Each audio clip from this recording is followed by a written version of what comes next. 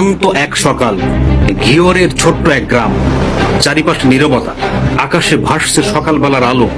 সালাম মিয়ার স্ত্রী শোভা বেগম বাড়ির পাশের গাছ থেকে কাঁঠাল তুলছিলেন প্রতিদিনের মতোই। এ সময় সেখানে হাজির হয় সালামের ভাই রাকিব। সে দাবি করে ওই কাঁঠালের ভাগ এবং শুরু হয় তর্ক। রাকিব হঠাৎ ঘরে দৌড় দেয়, ফিরেই হাতে ধারালো ছুরি, মুহূর্তে ঝাঁপিয়ে পড়ে ভাবির উপর। ছুরিকাঘাত একের পর এক, মাটিতে লুটিয়ে পড়ে শোভা বেগম, নিথর রক্তে ভেজা চারপাশ। হতভম্ব গ্রামের মানুষ দাঁড়িয়ে কাঁপছে, হতভম্ব গ্রামের মানুষ দাঁড়িয়ে কাঁপছে।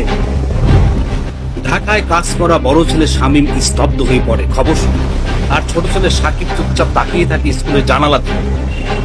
ঘিওর থানা পুলিশ এসে মরদেহ উদ্ধার করে, কিন্তু হত্যাকারী রাকিব সে পালিয়ে যায়। সে এখনো পলাতক। একটি কাঁঠালের জন্য শেষ হয়ে গেল একটি জীবন। দুই সন্তানের মুখে চিরদিনের জন্য শোকের ছায়া নেমে আসলো।